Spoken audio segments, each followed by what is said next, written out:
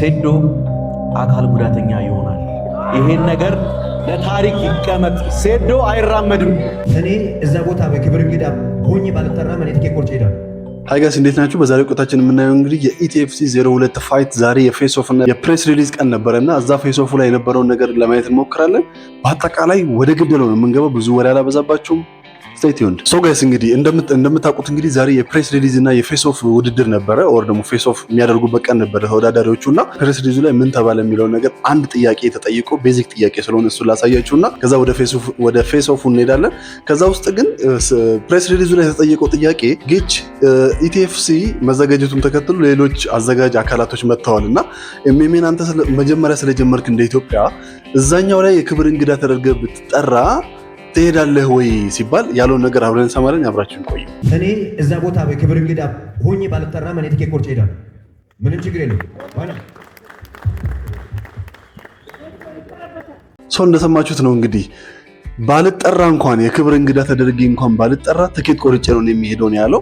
ሶ ግን የሚሆን ይመስላችኋል? ግን እንዲሁ ሳስበው ግጭታቸው ይሄ መናቆራቸው ምናምን ስታስቡት የሚሆን አይመስለኝም። ግን ደግሞ ከሱ ፐርሰናሊቲ አንጻር ደግሞ ካሰባችሁት ከትህትናው ከየዋህነቱ ምናምን ከደግነቱ ምናምን ካሰባችሁት ያደርገዋል ብዬ አስባለሁ። ምን እንደሚሆን ግን አብረን የምናየው ይሆናል። ይሄኛው ውድድር ነሐሴ 21 ነው የሚሆነው። የነሱ የኢቲኤፍሲ 02 ውድድር ነሐሴ 21 ሐሙስ ላይ ነው የሚሆነው።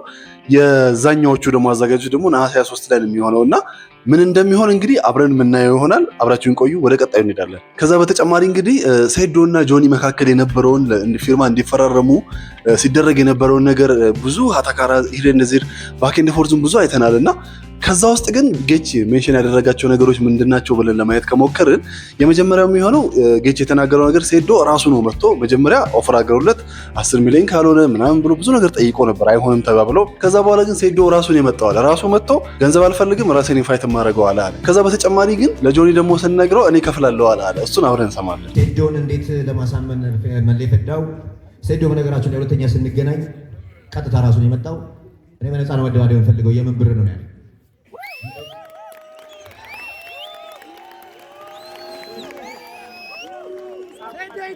ከዛ ሴት እንደዘለ ለጆኒ ስነግረው እንደውም እኔ እከፍላለሁ አለ። ጆኒ ደግሞ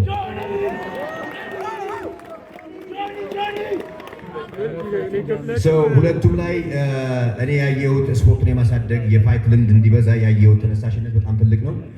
ሁለቱም ለኢቲኤፍሲ የሚሆን ለሚክስድ ማርሻል አርቱ ለቦክሱም ለሞይታዩ የሚያደርጉት ለፋይቱ ጀነራል የፋይቱ የሚያደርጉት ፕሮሞሽን ኢዝ ቬሪ ቢግ ባይ ዘ ዌይ። እኔ ታንክ ዩ ሶ ማች ጋይስ።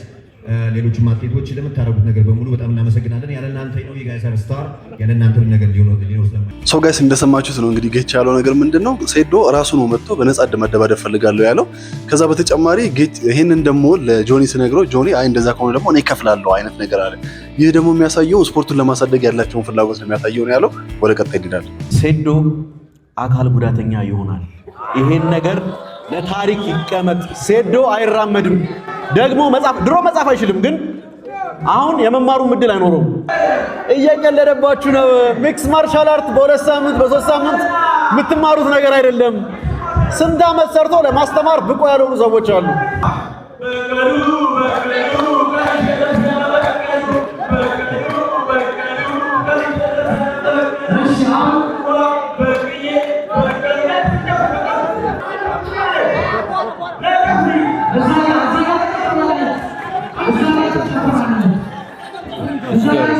እግሩ ይሰበራል ወይ እጁ ይሰበራል፣ ድሮ መጻፍ አይችልም ምናምን ብዙ ነገር እየተናገረ ነበረና እግሩን ሰብረዋለሁ እያለ በጣም ደጋግሞ እየማለ ነበረ፣ ብዙ ነገር እየተናገረ ነበረና ሪሊ ግን የሚያደርገው ይመስላችኋል? ግን አብረን የምናየው ይሆናል። ወደ ቀጣዩ ሶ ጋይስ እንግዲህ ውድድሩ ይሄ ፕሬስ ሪሊዙ ከመጀመሩ በፊት እንግዲህ ሴዶ ብድግ ብሎ ሰማይና ምድሩን በጥብጦት ነበረና ካልተያያዝኩ ምናምን ብሎ እሱ እናያለን።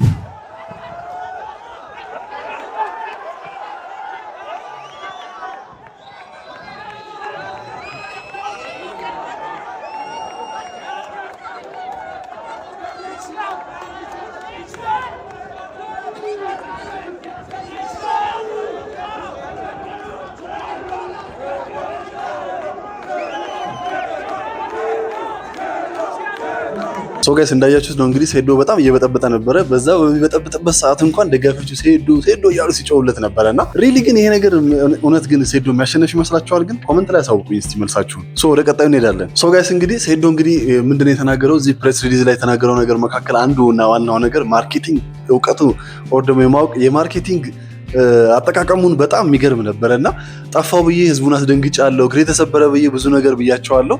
ሶ ካንተ የተሻለ ሰርቼበታለሁ ብሏል እንደውምና እሱን እንሰማለን።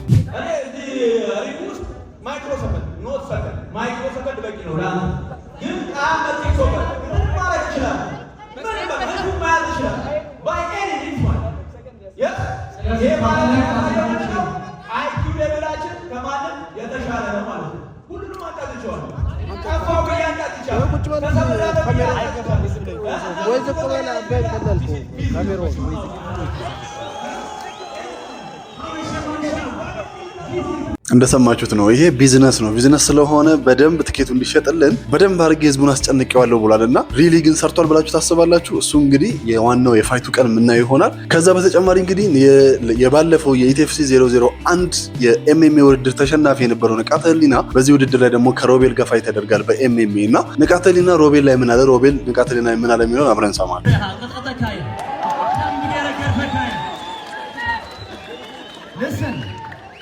አንተ ለኢቲኤፍሲ መስዋዕት ልትሆን ነው የመጣው። አነ ጀግና ስለልሆን ሆስት ለባዕኔ ለውግዕ በይ ስለሰበው ግሪ ተቃቃቃ ትበል። ስማኝ ቆይ ተረጋጋ። ስማኝ ይኸውልህ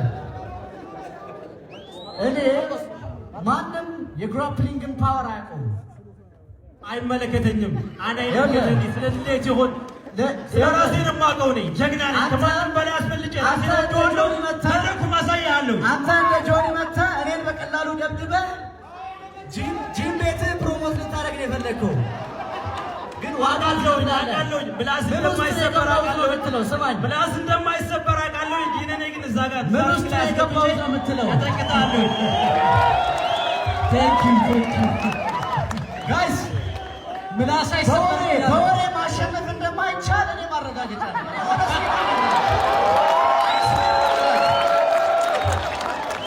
በወሬ ማሸነፍ አይቻልም። ሰርቻለሁ ያላችሁ አሁን ሰርቻለሁ። ሰው እንደሰማችሁት ነው እንግዲህ ንቃተ ህሊና በወሬ ማሸነፍ እንደማይቻል እኔ ምስክር ነኝና ወሬ አታወራ እያሉ ነው ሮቤል ደግሞ አይመለከተኝም ስላንተ ግራፕሊንግ ምናምን ምንም የሚመለከተኝ ነገር የለም ሶ እንታያለን እዛው ሪንግ ውስጥ ነው እያለ ያለውና ከዛ በተጨማሪ እንግዲህ ከንቃተ ህሊናና ሮቤል ከፕሬስ ሪሊዙ በኋላ ፌስ ኦፍ አድርገው ነበርና የንቃተ ህሊናና ሮቤልን ፌስ ኦፍ እና የጆኒና የሴዶን ፌስ ኦፍ አብረን ተከታታይ እናያለን። አብራችሁን ቆዩ።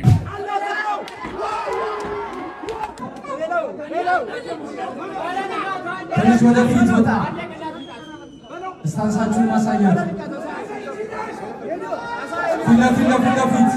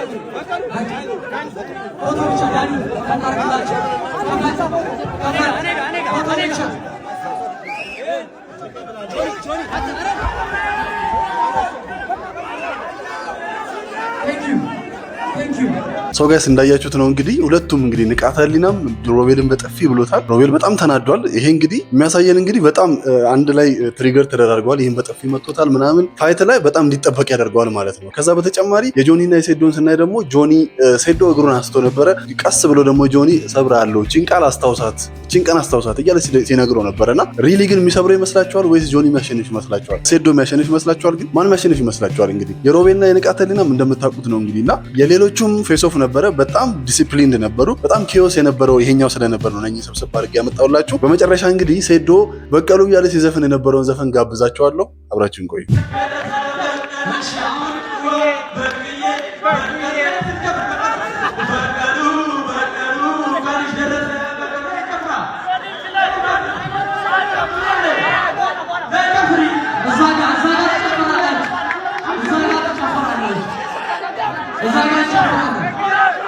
ሰው ጋይስ እንግዲህ ሴዶም እየዘፈነ ነው። በቀሉ የሚለውን ዘፈን እየዘፈነለት ነው። ሪሊ ግን የሚሰብረው ይመስላችኋል ጆኒ ወይስ ሴዶ የሚያሸንፍ ይመስላችኋል? ግምታችሁን ኮመንት ላይ ያሳውቁኝ። ሰብስክራይብ፣ ላይክ ማድረጋችሁ እንዳትረሱ።